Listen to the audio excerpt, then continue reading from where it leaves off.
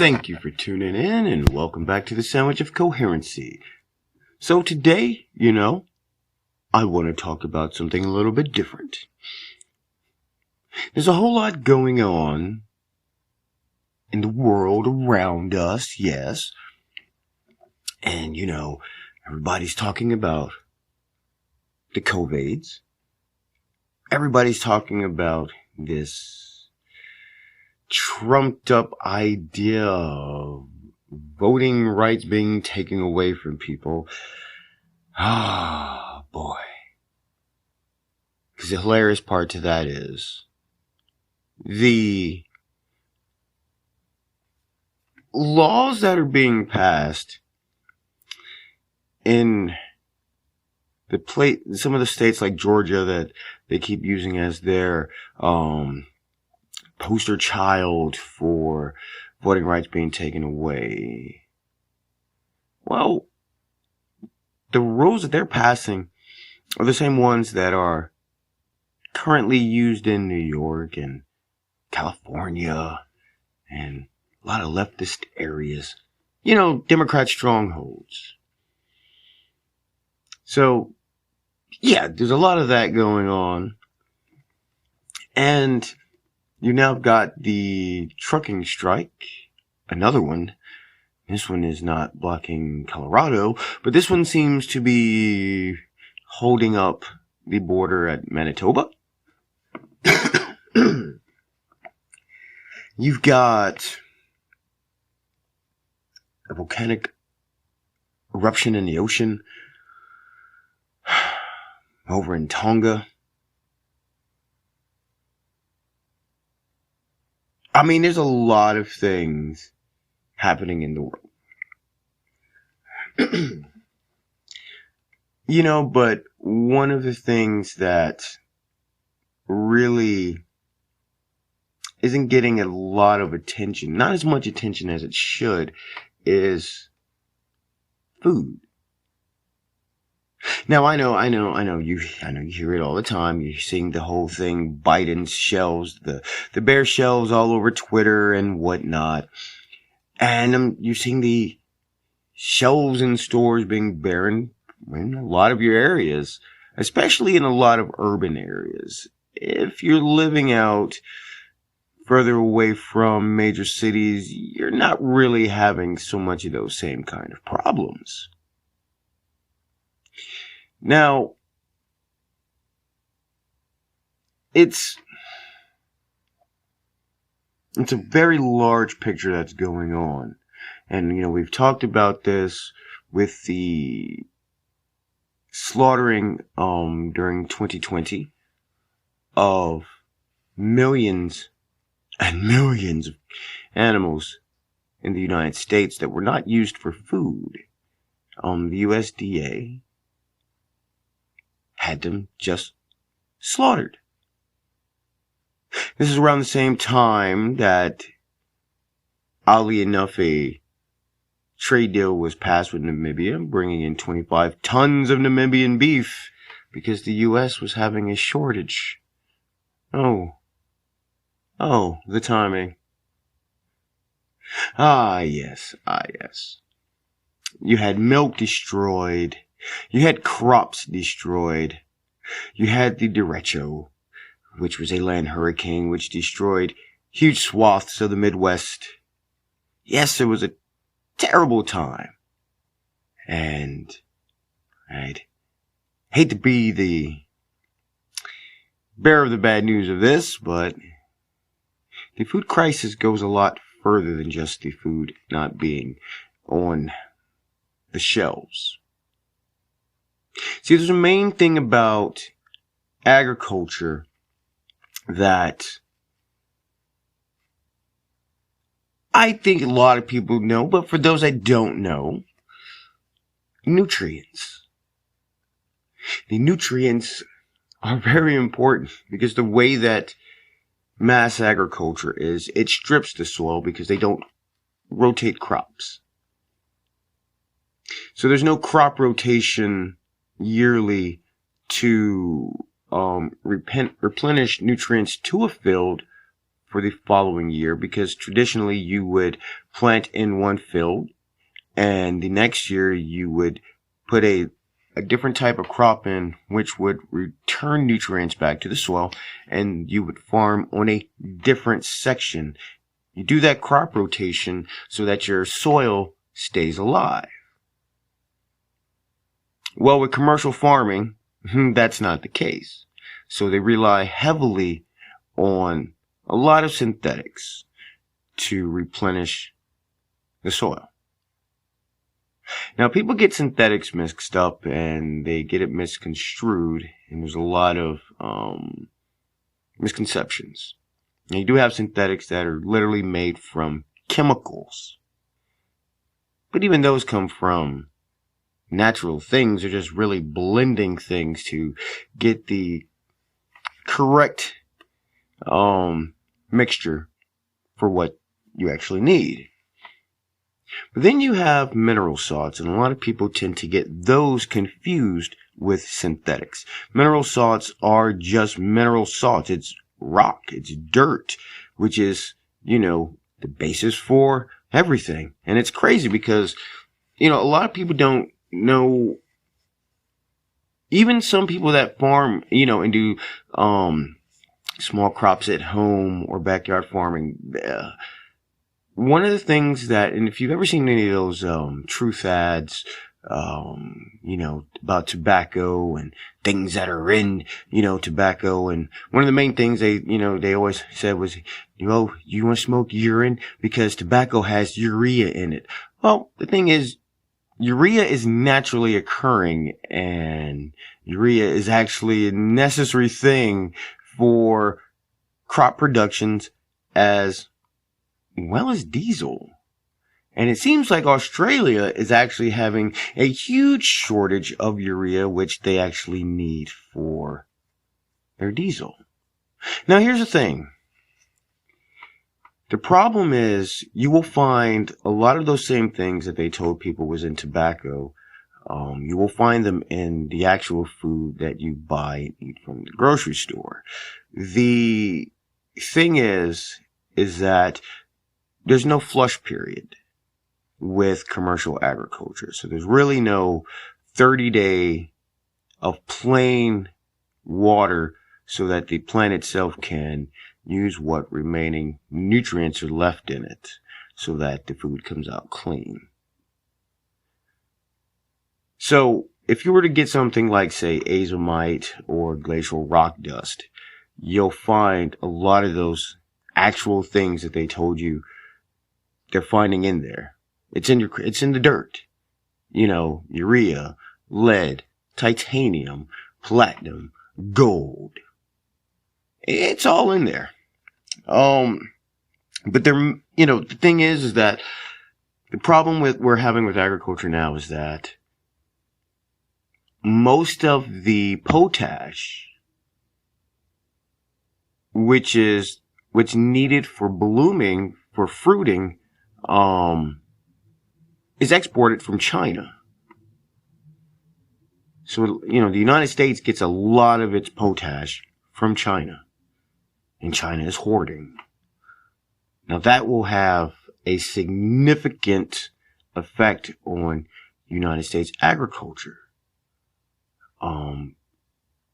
because the United States doesn't produce enough potash for its crop production.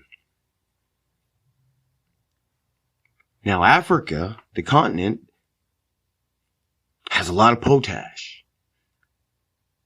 The problem is that most of the African countries recognize Beijing. So, hence why China is building bases. I believe it's starting on the Horn of Africa is where they're building the first one. But they have priority over the potash on the continent in most of those countries. And the problem is with the way that China produces, they are actually running out of minerals for the production they do, which is for most of the world. And some estimates have it at somewhere in the next 10 years. So their expansion into the continent, again, as we've talked about this before, is very vital for them to stay the powerhouse that they are. And given that they're working their way in so quickly, it will actually put them in the largest standing above most of the West. And this comes from outsourcing your work, your goods, your base minerals and supplies to another country. But, there's more to what I wanted to talk about with this. And I want to go back to an article from Modern Farmer, and this is from 2014. And the article is "The Stink About Human Poop." That's fertilizer. See, I told you we'd get around to it. Now this is important to people to understand that yes, a lot of food is grown with human feces. So the article starts off, some waste treatment plants burn it or ship it to landfills, which aren't the most economically or environmentally friendly solutions. But not all poop ends its life by fire or burial. Some human waste ends up in forest and farm fields as the treated human feces-based fertilizer known as biosolids.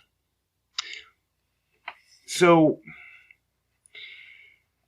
you may find the idea of growing tomatoes with human excrement repulsive.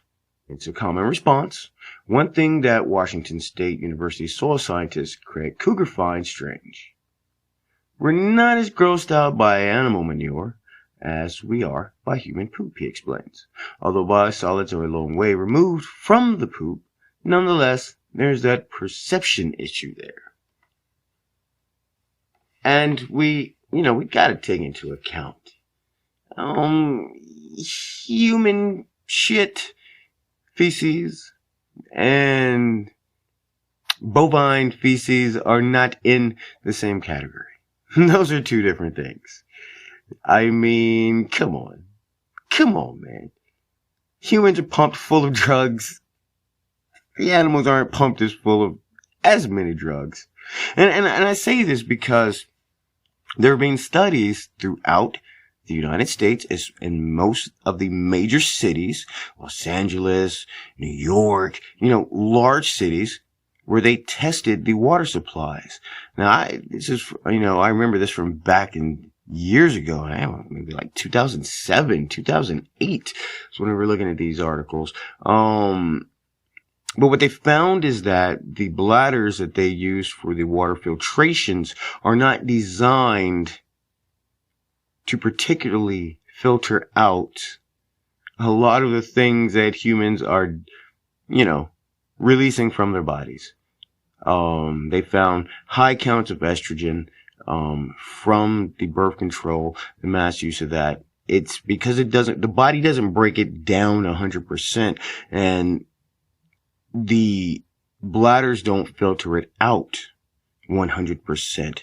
So when you think we have millions upon millions of people taking antidepressants, dopamines, or dopamine blockers, non-steroidal anti-inflammatory drugs, birth control, Prozac, Remeron, Paxil, all the good stuff. When you have millions upon millions upon millions of people taking these, and when you consider the fact that the body doesn't process all of it, you think a massive amount of this goes into the water, Tylenol, all of it, the bladders don't get it all out. So the reality is that on average, you're drinking mild levels of all of that. You don't have to take my word for it. You're more than welcome to call your local water company that does this. It's public knowledge. So, it's nothing that's hidden. But that gets back to the point of what we're talking about here. Okay? So, almost 50% of biosolids created in the United States are applied to land, with the majority being used in agriculture. So the question is, are we endangering our health by putting human poop on our farms? Now they do go into the article and they state that humans have been repurposing their feces for thousands of years, some more safely than others, often known by its euphemistic name, night soil. The most famous example of raw human waste application might be China, where human excrement was used for centuries in an attempt to close the nutrient cycle in their fields, something that agricultural scientist F.H. King cited in the early 20th century as the reason behind China's seemingly perennial fertility. While the night soil might have helped China's land retain critical nutrients, it didn't win any awards for public health. Because the night soil was often untreated, pathogens could easily be transferred to both humans and food, so eating raw vegetation was seriously frowned upon. So, I guess it worked. You just couldn't eat the shit that you grew with the shit. Okay, so the biosolids in the United States aren't night soil. They're regulated by the EPA and federal codes. Treatment plants are required to treat the waste at least once before it can be applied to any land. After you flush, your waste is carried along with urine, rainwater, and household water to a local sewage treatment plant. From there, bacteria digest the sludge, and it reduces the amount of pathogens in the biosolid. Biosolids treated once are called Class B and can be used with various restrictions, because while the pathogen levels are reduced by a single treatment, they're not completely gone. That requires a second treatment, often using high temperatures, and turns the biosolids into Class A, which have no detectable pathogens and can be used anywhere. Now, I remember when I was in Chapel Hill years ago, I remember getting a letter in the mail from the city of Orange County. Well, Chapel Hill in Orange County, And it was stating that they were beginning to actually the process of using human waste to grow the crops that were being grown on some of the farms in the region. And they had to send that out to people to let them know, that's going to be happening. And apparently it's very dangerous because that shit can kill you if you breathe it in. It is toxic too late when laying it down. Now here's what's interesting. It also goes on to state that, and yet even with EPA regulations and treatment processes in place, people still worry about biosolids. Groups like the Sierra Club, the Center for Food Safety, and the Organic Consumers Association worry that outdated regulations and guidelines based on antiquated science make biosolids a threat to public health. Urban sludges are a highly complex, unpredictable, biologically active mixture of organic material and human pathogens, some of which are resistant to antibiotics or cannot be destroyed through composting. Sludge can contain thousands of industrial chemicals, including dozens of carcinogens, hormone-disrupting chemicals, toxic metals, dioxins, radionuclides, and other persistent bioaccumulative poisons. So, in 2009, an EPA survey of biosolids produced by 74 randomly selected treatment plants found traces of pharmaceuticals, steroids, flame retardants, and chemicals in their samples. Though the agency states that it's not appropriate to speculate on the significance of the results until a proper evaluation has been completed and reviewed. Well, I'm just going to go ahead and say, okay, we're starting off with the simple fact that Initially, from 74 randomly selected treatment plants, we found traces of it.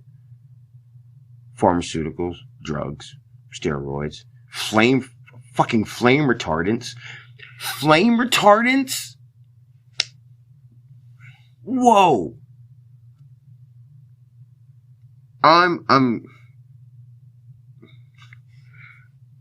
What the hell are people eating?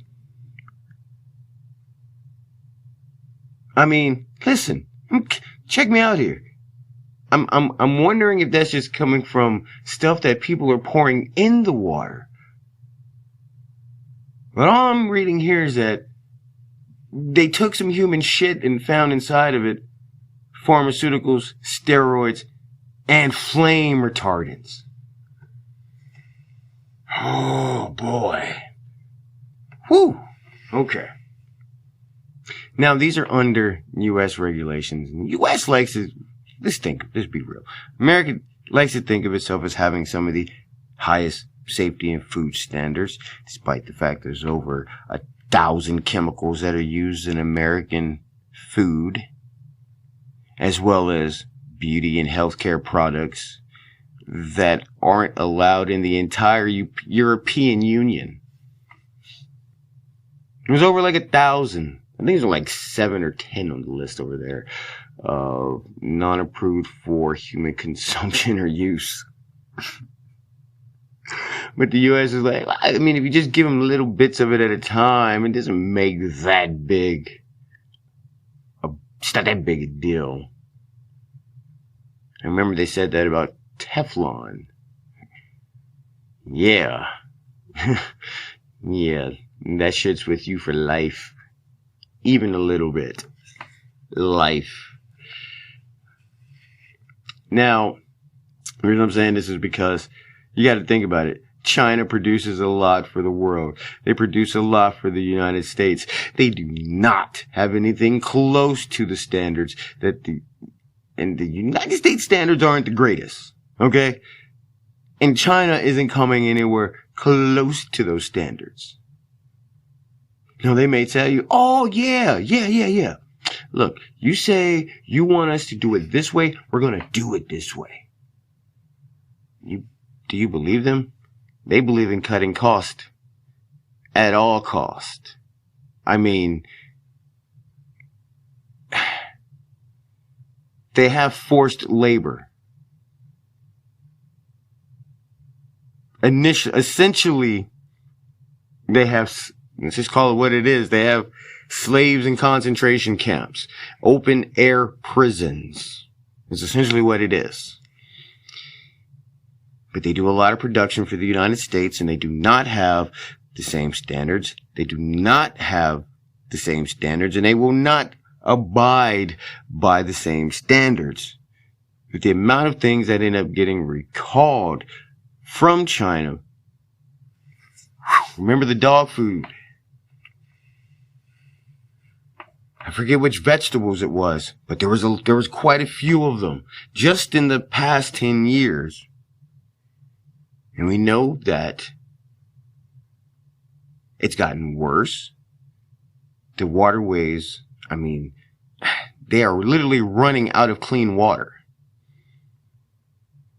And you're probably wondering, well, why the hell are you going off on that tangent? Because if we're using human shit here, you can guarantee they're using human shit there. And I highly doubt that they are abiding by the same standards that the U.S. would set. If we have higher standards and we're finding it in randomly selected samples, I can only begin to imagine what the hell is going on over there. Let me rephrase that. I can't even begin to imagine what the hell is going over there. But I can't say it's going to be great. And people can say, oh, you're being harsh, man. You're jumping to conclusions. Look, I don't like the idea of human shit being used to grow food. I'm sorry. I'm not into that. And if I know the U.S. is doing it, and they can't get the shit 100%, and we like to believe they actually give a damn, with the beef going on between U.S. and China and Taiwan and this whole big fiasco, do you really think they... Yeah, I know we're trying to fight with them. We want to blow them the fuck up. But hey, keep the food clean, man. I don't really think they care. I don't really think they would give a shit. But maybe that's just me.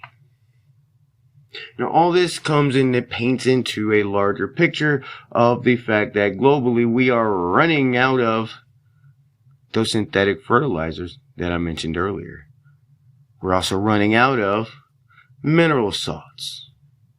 Reserves are running low because of halts to mining and trucking and these shipping crises we're having. These shortages. See, that's the thing, is people think the shortages only include goods and stuff you're going to buy at the mall, stuff you're going to get from Target. But the reality is, it's a lot of the stuff that's needed for the basic infrastructure so that you can actually be able to feed yourselves is on those ships.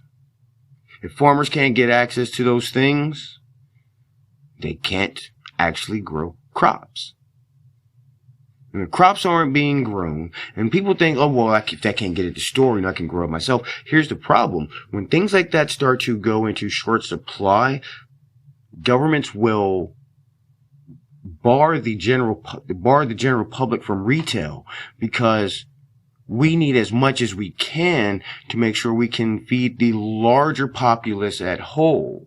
So we can't afford to let somebody in the 20, 30, 40, 50 houses in the neighborhood, stockpile 3 tons of soil and nutrients. They will put that stuff into short supply. People are going to learn how to compost real quick. The food you eat, not the food you let out the back. So, but this is important because like I said, we're running out of these things all over the place. Farmers throughout the United States are pointing out that their crops are, their manure, their animal manure is gone. Now this is this is in Bloomberg, and this is on December 9th, 2021. And the problem is, like it says, it may be some time before the farmer sees interest in pig poop taper, because prices of synthetic fertilizer, which rely on natural gas and coal as raw materials, have soared amid an energy shortage and export restrictions by Russia and China. That's adding to challenges for agricultural supply chains at a time when global food costs are near a record high and farmers scramble for fertilizers to prevent losses to global crop yields for the basic staples. We're talking about wheat and corn. Potatoes too. Throw in some beans. But that's about it. Those are your staples. So, the greens market North American fertilizer price index is hovering around an all-time high of $1,072.87 per short ton. Well, in China, and this comes back to what I mentioned earlier, spot urea has soared more than 200% this year. And that was just, like I said, 2021. So you should expect a higher demand going into 2022. Now,